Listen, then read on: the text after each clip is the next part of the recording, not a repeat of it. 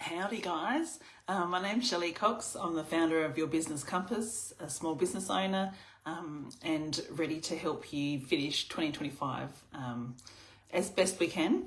I'm a big fan of playing the golf ball where it lies. So like if we're in December, we've had lots of plans of what we thought we were going to do. I just want to help you just reassess those expectations, manage what we can, and then let's get ready for a strong 2026. So December can be really busy and hectic, especially if you're a small business owner, if you've got a family, if you've got friends with events and things like that coming up. So we want to be able to manage our energy as we get through this holiday season, but also take advantage of some of those opportunities to get in front of our clients and our customers, and make the most of those sales opportunities, but also ways to engage with our customers and our clients. So just to reinforce that we won't be doing more, we are trying to doing less, but do it better. So I really want to focus on getting a clear focus on what you're going to achieve in the next couple of weeks or month. Manage your energy, so avoiding burnout, managing, especially around Christmas time where you've got to do lots of people talking, and organising or gift giving. There can be a lot of energy taken in lots of spread across lots of different ways. So we just want to make sure that we manage our own energy so that we don't burn out throughout the festive season. We want to look at where our profit is coming from in our small business at this time of the year. Make sure that we're not making rash decisions, and that will put us put us behind for January when we get going again. Systems, so quick fixes that you can use now. So we're not trying to create a new automation or a new system or process or implement some new software. It's about really what can we tighten up and really use to help us quickly and easily now, and then also give ourselves some space and time to reflect. So it may not be in December and it may not be now, but certainly soon we want to be able to reflect and go, November was a shitstorm, or December was really busy. What could I potentially do to get a bit more organised or to do that better next year? So I think implementing that self-reflection all along our small business journey is really important, because then we can improve and we can make progress. So we really don't want to add more things to your to-do list. We want to figure out what are the 5 things that really matter. What are the 2 things that really matter? So we want to make sure that you can have some practical applications for this as well. So that's why I have a workbook which I used last year, then rejigged, added in some new templates, some Canva templates as well, just so that you don't have to think about those things. And these are just ideas for best practice or good practice, that you don't have to implement them all. And it's just, sometimes we can get caught up in the things that we think we should be doing. It's really good to just have this, because every small business is different. So have this moment and this chance to really just have a look at what's going to work best for you in your business to move the needle to achieve your goals or get you closer to your goals, rather than trying to imitate or copy someone else and get dragged into what they're doing. So we just really want to be really clear. And I guess let's just have a reality check that if it isn't done or mapped out by now, it's not going to happen. So part of, I think, what we feel the pressure of achieving a lot, I suppose, in this period of time where there's lots of activity, there's lots of socials and advertising, there's lots of things going on. It's okay if it hasn't worked out. Let's just call it and say, okay, next year I'm going to start planning for my Christmas, might be a gift giving campaign in September or August. Like, just actually put that in the diary, get it out of your head, make peace with it that it didn't happen this year, because you don't want to do a rushed and shit job of it. Some people can and work really well under pressure, but you need to assess whether that's for you or not. But it's okay, and it's time to let go of some of those unrealistic expectations. And then just ask yourself, what's one thing that I really want to get done before my Christmas break or for Christmas, so it can either be as you're winding down your business to then have a break and be with family and friends, or if for your business this comes into a really busy and important time for your business, then how can you make sure that you capture all of that, and make it feel the success that you want it to feel like. So again, a list helps. Because again, it makes sure that you manage your expectations and have some realistic goals. I can hear the 4-year-old coming in. Hello. Have you finished? What? So you want to make sure that we choose realistic goals for the next couple of weeks. I'm just doing a video, my love. Okay. You can do some drawing. So we want to make sure that we've got realistic expectations and realistic goals. So the things that we need to get done in December or are Christmas related or are essential, let's put them in this list. The other things, let's park them for January. So it's not to say they're not going to get done, it's just we need to move them somewhere that's outside of our zone where we're focusing. Because that can drain you just not having that list there and have some mental load. So I find that it's there, I've put it in the calendar, and it could just be, for January 7th perhaps. It could just be you block out 3 hours in your calendar and you make some notes of the list of things that you want to cover, save it, and then it's done. So it'll pop up again on the 7th of January. So for now, we really just want to simplify. Like, what do we want to happen in the next couple of weeks? What must be done for that to happen? What can wait until January, and what do I need to stop doing? Because I think we do can find ourselves in times of overwhelm and stress feeling like we're doing so many things, but we're actually not doing so many things. We're actually not being as productive or efficient as we could be, and we're doing things that aren't aligned to our goals. So having that moment of just having a bit of reflection. What is it? 2 you and 2 me. There's 2 of us, yeah. Pick. Just don't do that. Steady Billy. So pick the things that. Audrey. Pick the things that you want to focus on for the next couple of weeks. And then protect your energy. So if you're going to be silly, you better sit on Dad's desk. Protect your energy. So this is that you can't pour from an empty cup, and you also can't sell from one. So think about how you can manage this peak busy season by having small breaks, batching tasks, letting go of the guilt of not doing it all, but give yourself permission to just have some moments of quiet and break.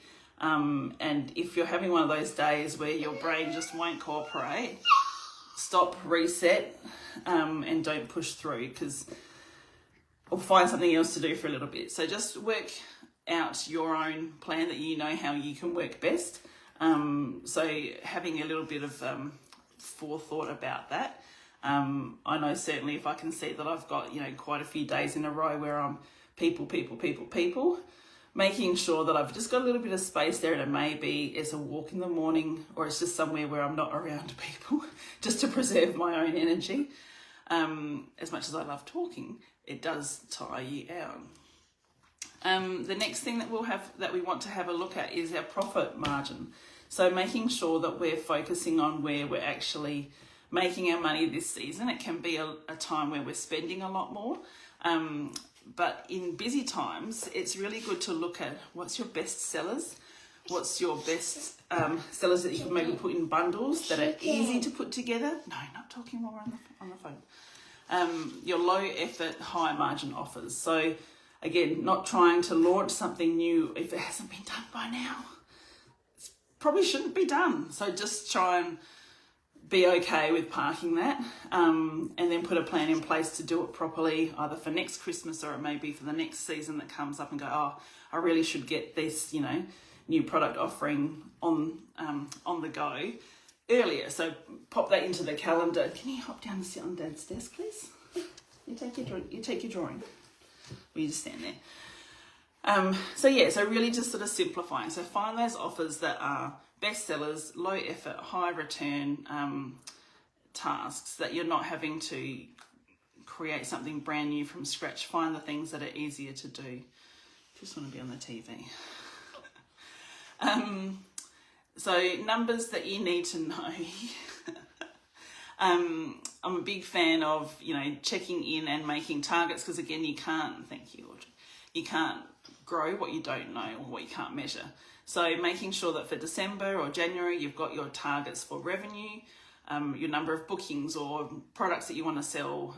Make sure you know your stock position. Our supply is going to be closed. Like, just have some time to think through that, and it will stop a lot of stress, last minute, like deadlines, so you can manage your energy, so you can make sure you make a profit, so you can make sure that you finish off and achieve your goals for the end of the year.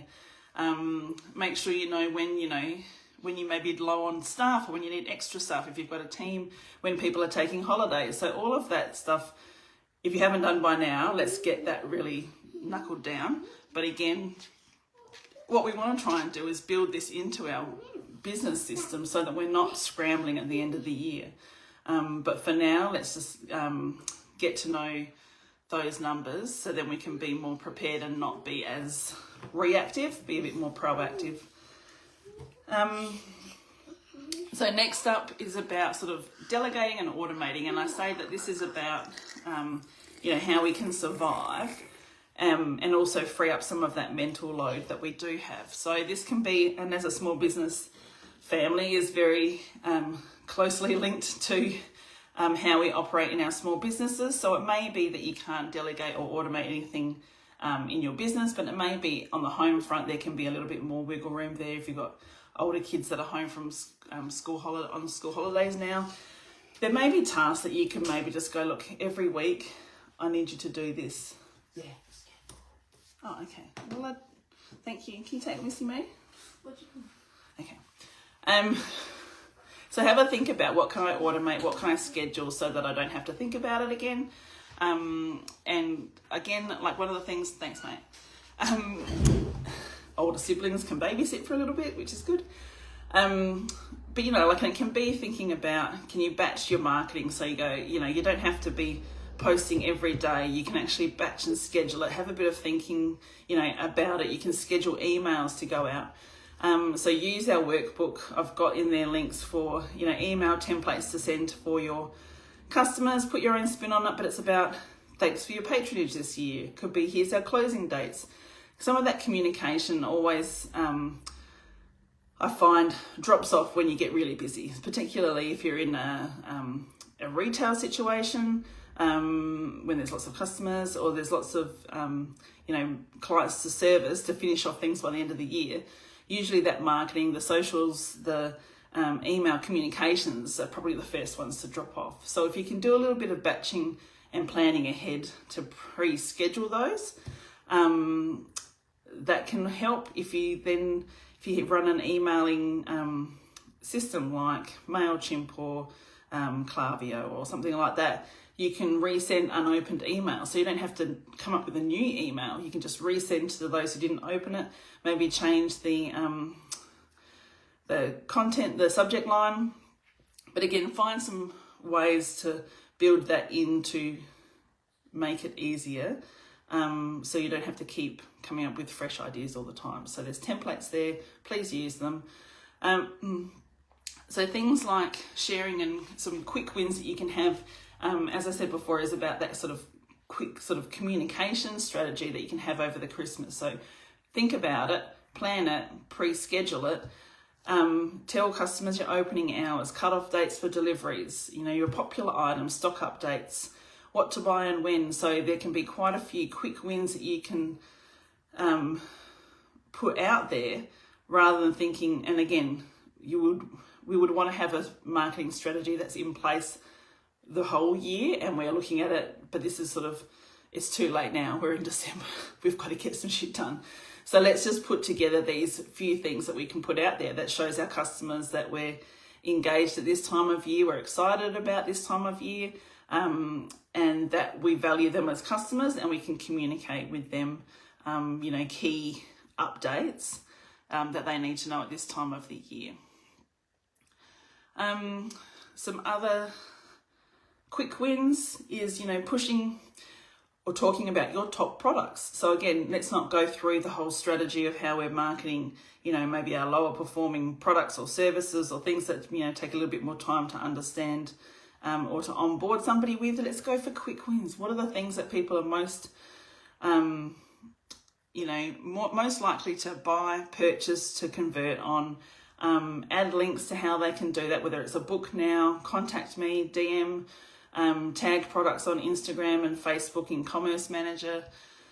They're not big jobs, but it means that you can have, when you're doing your communications, it means that your customers know how to buy from you. So making sure that we just optimize for this time of year when people are most likely to convert and to buy, and think of you at this time of the year. So again, if we haven't had the planning in place for a while, then it probably won't be happening. So let's just make sure that we do what we can and do it well, without burning out. That's probably the key. So it may not be in December that you get time to reflect, but let's make sure that at least in January we set aside some time and go, okay, November and December, okay, what worked? What didn't work? What felt really heavy and hard and was a struggle? What needs fixing next year in 2026? So, and as I said at the start, this reflection piece is about doing this every step of the way in your business as a small business owner. That will help you to grow and to scale, and to also build sustainably in your business. It's the first step, I guess, to evolving as a small business owner or as a business owner, is that reflection. So imagine if you kept, again, we talk about insanity, is the same thing doing over and over again and expect a different outcome. If you do this reflection, capture those lessons, learn from them, put something in place to, move forward from that. That's progression, and we want progression over perfection. We're not going to get it perfect. We can just forget about that. I don't know what that looks like, but we want to make sure that we do have that, that reflection, that end of year kind of affirmation of we've grown over this last year. We've tried things. We're proud of what we've achieved. Yes, some things may not have worked, but that's okay. I'm going to learn from those things. So I think that's really important in the hustle of it. So I don't like the word, hustle. It's about keeping on going with that, that idea that no one's perfect. You've done a really good job of trying. You've put yourself out there. You've taken courage to do that. Give yourself grace that you've done a great job, but also let's plan. We're going to capture those lessons and plan for a better, October or November next year. So I don't want you to go through, go through December in such a rush and then get so exhausted in January. Then maybe if you've got kids and the kids go back to school and then you go, where are we going again? Make sure that you have that chance to sort of finish that year out, finish proud, start next year fresh. Have a structure in place that you can work through your business and grow. Use that sort of, that confidence that you know what you've achieved. Because I think I find in small business, if we can see profit, then we go, I'm successful. But we also don't necessarily acknowledge the growth that happens throughout all of the hard work that we have to do as small business owners, all the problem solving, all the innovation, all the, relationship building that we need to do. So I think be really proud and make sure you give yourself that sort of acknowledgement that that's what you're doing as a business owner, and you want to be able to sort of give yourself a pat on the back at the end of the year. Because usually if it's not you, then who will do it? Because if you're in a team of one, like, you know, most of us are, we don't have that constant feedback to tell us how we're doing, what a great job we're doing. So that's kind of the end of our webinar. I've got some notes that I will put on our Facebook page as well, and in our small business groups.